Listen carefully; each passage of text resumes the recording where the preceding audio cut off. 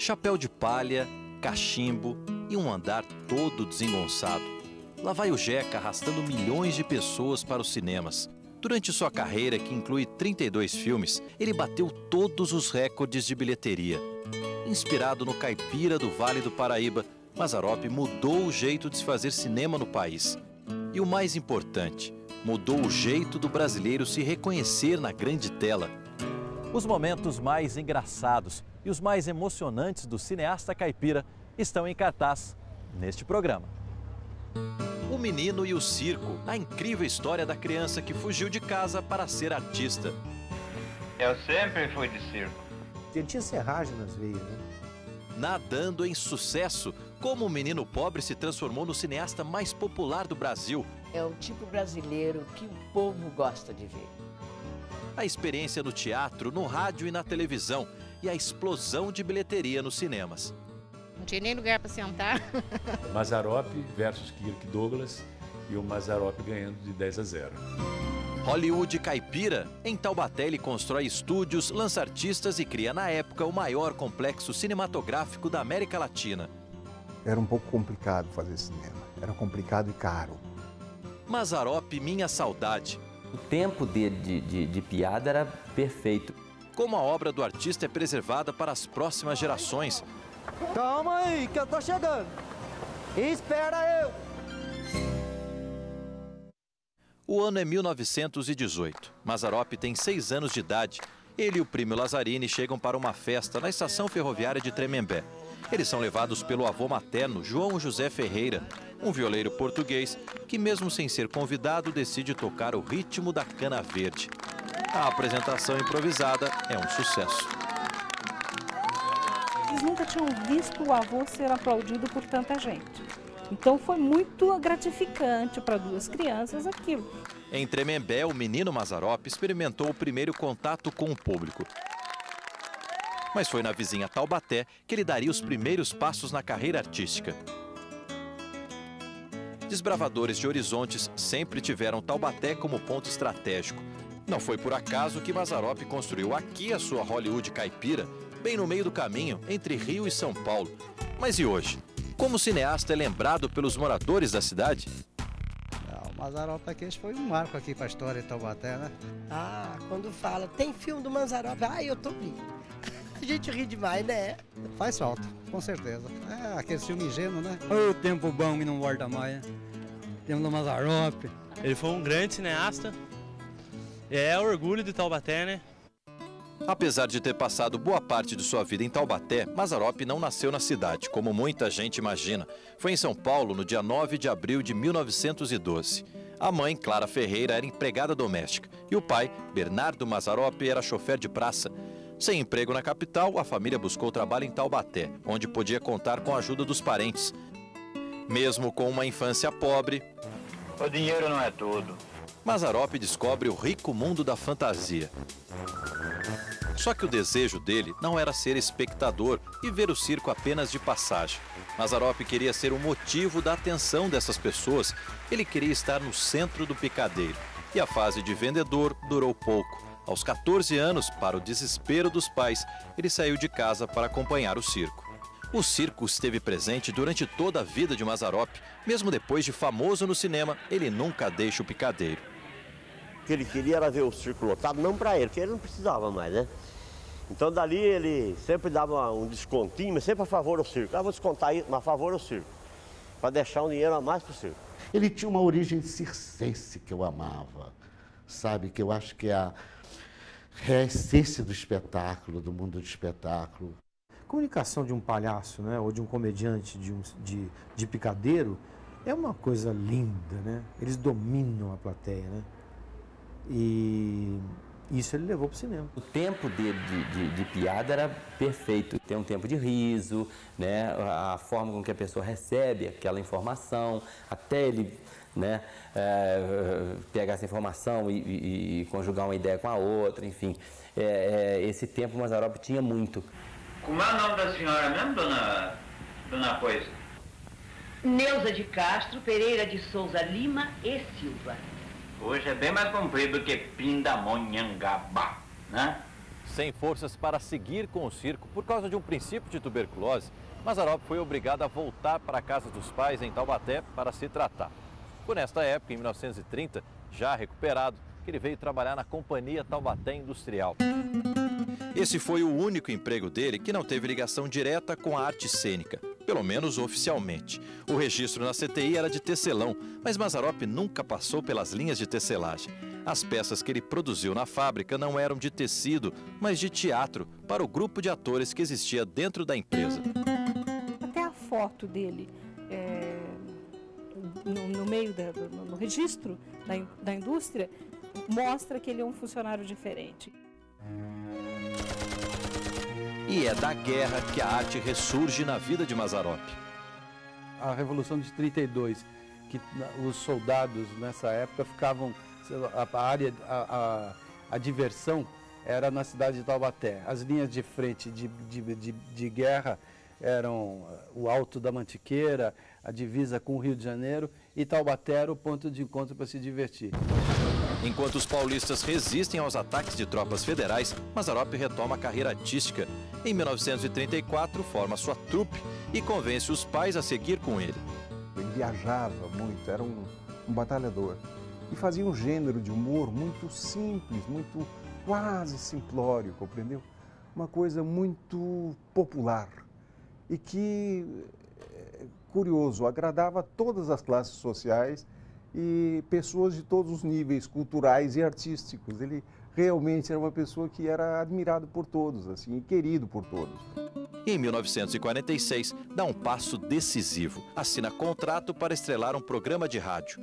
Rancho Alegre é o espaço perfeito para Mazzaropi incorporar o caipira, que ele já vinha estudando há anos. E no meio do programa entrava a parte engraçada, que era o Mazzaropi. Ele contava 2 ou 3 anedotas e depois cantava um número. Em 1950 é inaugurada em São Paulo a primeira emissora de televisão do Brasil. E Mazzaropi é convidado a levar o Rancho Alegre para a TV. E o programa durou mais ou menos 4 anos. Nós fizemos uns 200 programas, semanal. Mas a carreira na televisão seria apenas mais um passo na jornada que levaria Mazzaropi finalmente para o cinema. Mazzaropi é contratado pela Companhia Cinematográfica Veracruz. Jeca Tatu conquista multidões e Galinheiro vira estúdio em Taubaté.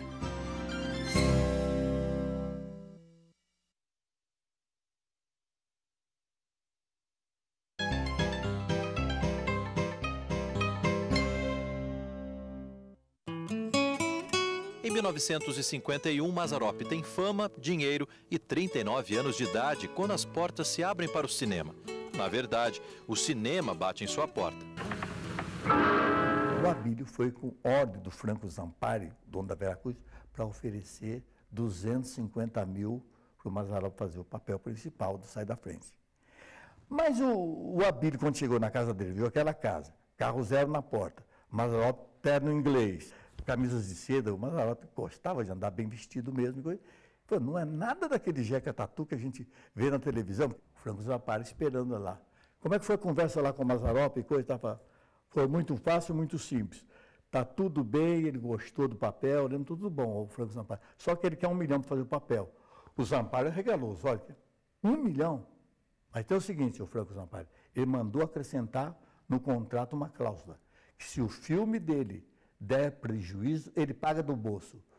Ele disse isso, o Abílio disse, negócio fechado. Aí começou a vida dele no cinema.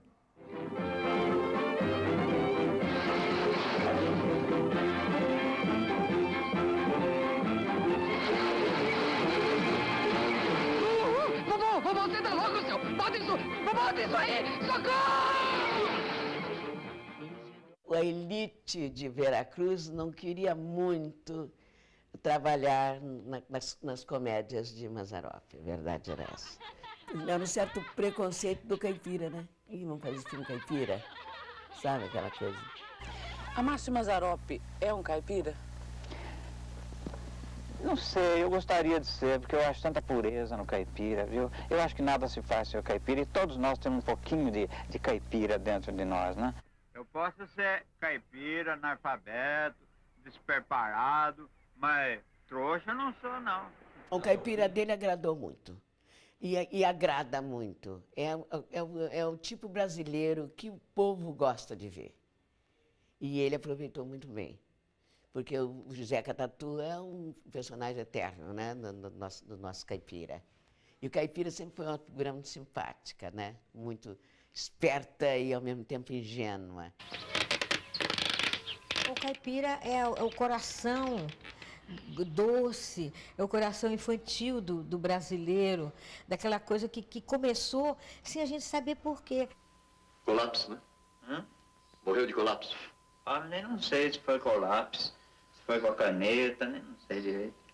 No fundo, nós somos todos meio jecas, né? Os meninos não gostam de galinha. Eu não gosto de galinha. Minha mulher não gosta de galinha. Nós detesta galinha, doutor. Nossa comida aí, quer ver o que é? Olha aí. Galinha, doutor. Para mim, o orgulho do caipira é o Mazzaropi, né? Que eu assisti alguma passagem dele e tudo que eu assisti dele está em mim. Eu acho que está dentro do meu sangue. Já famoso em todo o Brasil e com uma boa experiência adquirida em 8 filmes, Mazzaropi decide investir tudo o que tem na realização de um sonho. Quando ele começou a trabalhar na Veracruz e os filmes dele fizeram sucesso, ele pensou assim, por que eu estou dando esse sucesso lá, se eu posso dar esse sucesso para mim? Eu vou fazer um filme. Mas o começo não foi nada fácil. Para criar a Pan Filmes, Mazzaropi aluga estúdios e equipamentos e roda chofer de praça, uma homenagem à antiga profissão do pai. Vai ou não vai? Ah, não vai não. Teve que vender casa, vender carro, teve que fazer shows para poder terminar a primeira fita. Aí depois a segunda, que foi o Zeca Tatu, com o sacrifício que ele fez do chofer de praça, no Zeca Tatu, aí desenvolveu, né? Aí o negócio... Foi nessa época que eu conheci ele. Corre, italiano! Zeca Tatu é a consagração do talento de Mazzaropi como ator e produtor. Nesta época, ele assume também uma outra função estratégica nos bastidores do cinema: cuidar do lançamento e da distribuição dos filmes por todo o Brasil. Depois de um certo período, ele percebeu que ele estava sendo roubado. Então, nenhum filme mais saía de São Paulo que não fosse um fiscal junto. Sabe como é que era a distribuidora dele? Era assim, Mazzaropi está com um filme novo, pelo amor de Deus, eu quero um filme. Então você tem que levar um velho também. Ele era vivo. Comerciante. Não é só dinheiro que faz a felicidade da gente, não. Assim que começou a produzir os próprios filmes, Mazzaropi pensou logo em comprar uma fazenda para montar estúdios, alojamento para os artistas e, principalmente, ter o cenário natural para as filmagens. Depois de muito procurar pelo Paraná, por Minas Gerais e em outras regiões do estado, foi na cidade onde cresceu que ele encontrou o lugar ideal. Foi aqui, na Fazenda Santa, em Taubaté, que ele construiu o seu primeiro estúdio. Eu acabei de comprar uma fazenda em Taubaté. Fazenda que vai virar fazendeiro? Não, vou te explicar. Essa fazenda, quando eu era menino, eu roubava fruta nessa fazenda. Eu tinha um olho grande nessa fazenda. Comprei, eu vou fazer um estúdio de cinema. Ah, bom, agora eu entendi. Avisa o Chiquinho que eu fui na vila. Tinha gado, tirava leite. A vida normal da fazenda continuou, não mudou nada, certo? Só que em cima disso aí, vindo de São Paulo, aí nós começamos a construir um barracãozinho que está lá até hoje, melhorou a sede, fez uns aposentos lá que era para acomodar o pessoal. As mulheres ficavam no solar das virgens, era muito engraçado. Solar das virgens porque não admitia nenhum contato, né, entre o elenco. Então, imagine, se ele soubesse que alguém estava namorando alguém, ele ficava louco.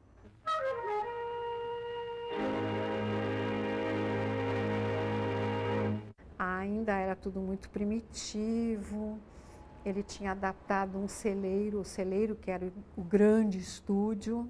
Aí a gente lá representando aquela coisa, de repente para tudo, por quê? Meia dúzia de galinhas cacarejando lá fora, né?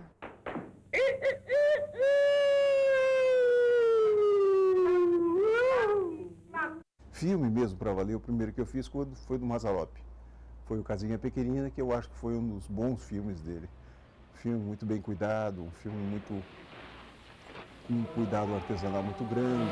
Ei, você viu só o jeito que o velho olhou para nós? Não quero nem saber o que ele está pensando. Coisa boa é que não há de ser. Em 1963, Mazzaropi termina a construção dos estúdios na Fazenda Santa, em Taubaté. O Lamparina é o primeiro filme todo feito ali. Nhau, nhau, nhau, nhau, nhau, nhau, nhau, nhau, nhau.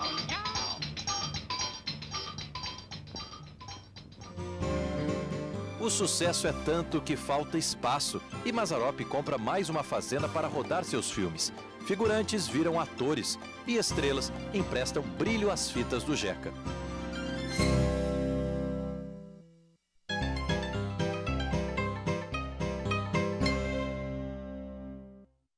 Em 1975, Mazzaropi começa a construir um novo estúdio em uma fazenda próxima no bairro dos Remédios, em Taubaté.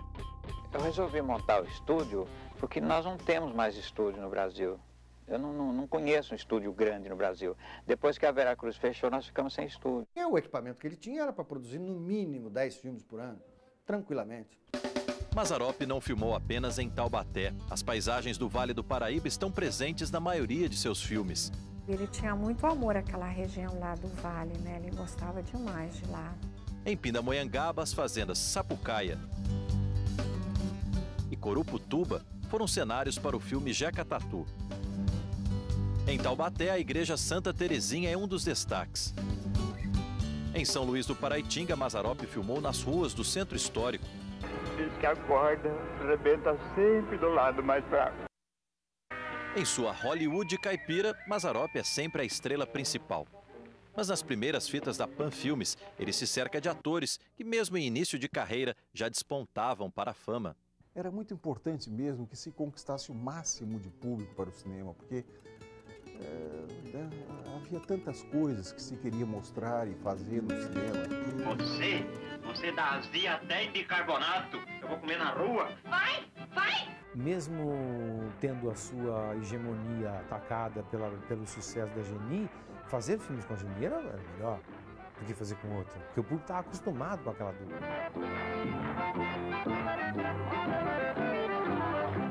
Mazzaropi e Geni Prado interpretaram o casal caipira em 18 filmes.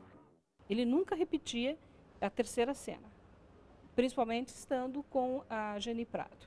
Então ele fazia a primeira, fazia uma segunda por segurança e pronto, acabou, tá perfeito. Nós, cangaceiro, Deus me livre e guarde. Ô sua besta, e o que nós estamos fazendo com essa roupa? Mas o elenco não era formado apenas por atores que vinham do Rio e de São Paulo. Tinha 200 figurantes que ele conhecia todos, que eram de Taubaté, que tinham participado dos outros filmes. Ele fazia da pessoa como um ator. Isso, ele tem uma prática extraordinária. Ô mundão velho, isso aqui vai dar uma confusão do diabo.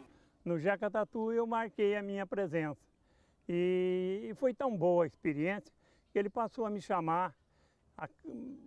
Cada filme dele, ele me chamava. Eu já tô cheio, desde que eu entrei aqui, é só falar em Corinthians, Corinthians, Corinthians. Eu consegui fazer 17 filmes com ele. Ai! Deixa pra gemer na hora, agora não tá doendo? Pra mim, até quando eu morri, eu ia pro caixão, ele me dizia assim pra mim, ô Mazinha, faz direitinho aí, viu?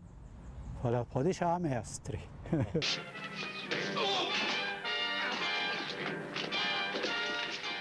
Eles estavam precisando de um negro que nem eu, assim, bonito. Aí o cara falou assim para ele, rapaz, em São José dos Campos tem um rapaz que já fez os filmes com a gente aqui. Aí, através de um amigo meu, eles fizeram contato. Eu vim aqui um dia, conversei com o Mazzaropi. Aí, conversei um tempão com ele, ele liberou. Depois ele mandou recado para mim que eu estava escolhido para ser o filho preto. Aí o pessoal falou, o filho preto é daqui de São José, é o Lobão. Não é, a gente telefonava, a gente ia ver, entendeu? Dei várias entrevistas. Foi legal, pra mim foi bom. Tá tudo certo, pai. Não vai ter encrenca nenhuma. O sucesso não tirou de Mazzaropi o desejo de manter contato com o público. E não só no circo, onde ele fazia shows e testava novas piadas. Nas salas de cinema, muitas vezes, ele entrava depois que as luzes já estavam apagadas. E sem chamar a atenção, observava a reação das pessoas durante o filme. Olha, no início da minha carreira, eu tinha um público e hoje não tem mais um público classificado assim dizer que a classe A, B, hoje vai de A até Z.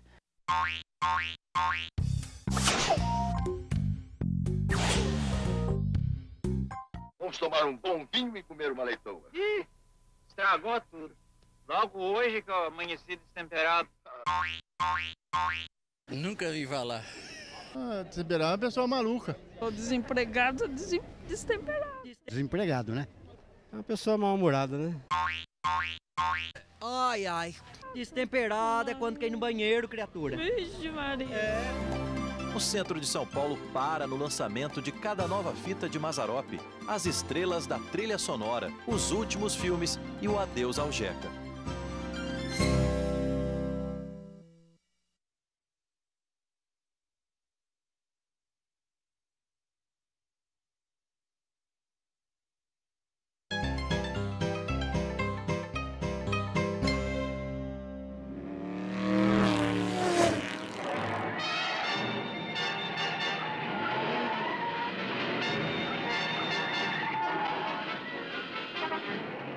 Bem no centro de São Paulo, Mazzaropi mantinha um escritório para controlar a distribuição dos filmes que produzia. E era aqui também, no movimentado Largo do Paissandu, que ele fazia o lançamento de cada nova aventura do Jeca. E era um grande alvoroço. A Avenida São João, em frente ao cinema, chegava a ser interditada para dar conta de tanta gente na fila. Lá dentro, Mazzaropi apresentava pessoalmente os atores e aproveitava o palco, é claro, para contar algumas piadas. Uma loucura, era a noite do Oscar. Você fechava aquilo lá, era impressionante. O Mazzaropi era danado, viu? O pessoal da sessão das 8 não queria sair, porque queriam ver o Mazzaropi. E o pessoal da sessão das 10 queria entrar, né? Então era uma loucura. Não teve um filme do Mazza que não atingiu 4 milhões de espectadores. Lembro dos filmes dele, né? Sempre no cinema, lotava o cinema. Não tinha nem lugar para sentar. Quando nós encerramos a atividade da Panfilmes Distribuidora, a distribuidora de cinema, que foi por volta de 84, Mazzaropi tinha colocado em público, dentro do cinema, em torno de 160 milhões de pessoas em 25, 27 anos.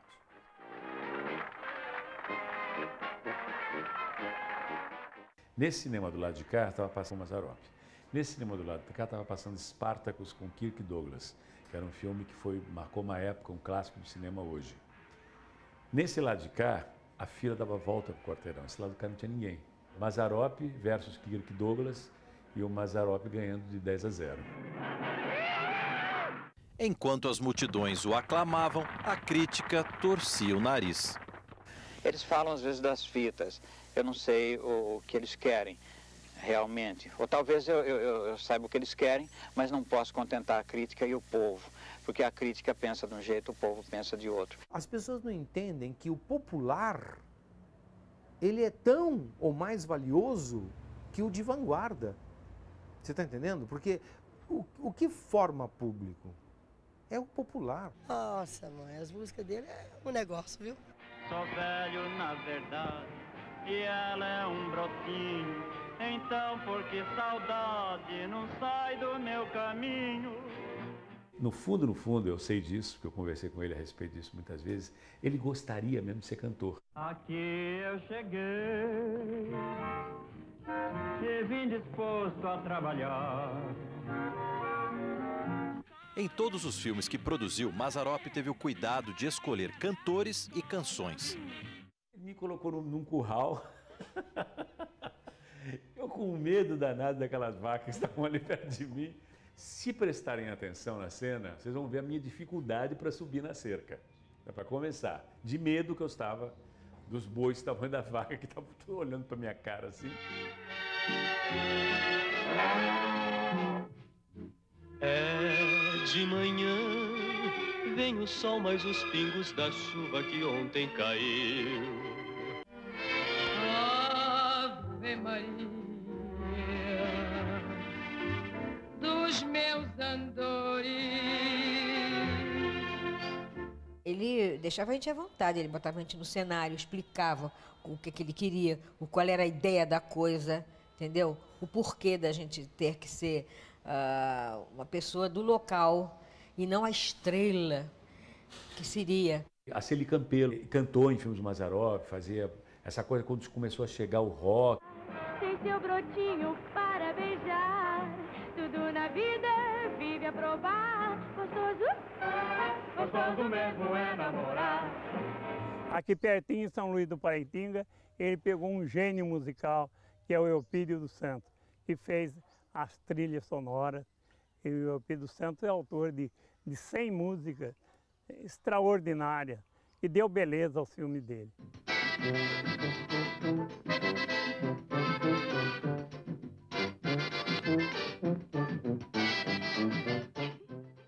Tocava telefone 7 horas da manhã, eu sabia que era o Mazza, querendo Eupídio.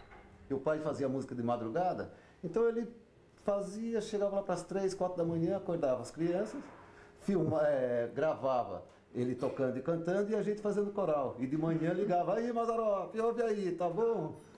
A dor da saudade, quem é que não tem? Olhando o passado, quem é que não sente saudade de alguém?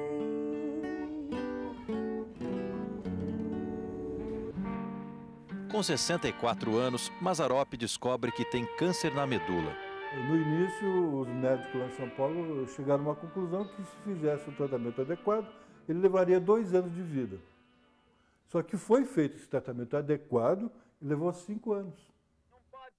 Mesmo doente, ele ainda faz 4 filmes. Cadê? Ô, filho, pera aí! Amácio Mazzaropi morre em São Paulo no dia 13 de junho de 1981, aos 69 anos. O corpo de Mazzaropi saiu de São Paulo às 7 da manhã e foi levado por parentes e amigos até Pindamonhangaba, no Vale do Paraíba. Foi preciso colocar cordões de isolamento na entrada do pequeno cemitério e Mazzaropi acabou sendo enterrado ao som da Tristeza do Jeca, a música que imortalizou seu personagem mais famoso. Eu nasci naquela terra, num lanchinho na beira-chão.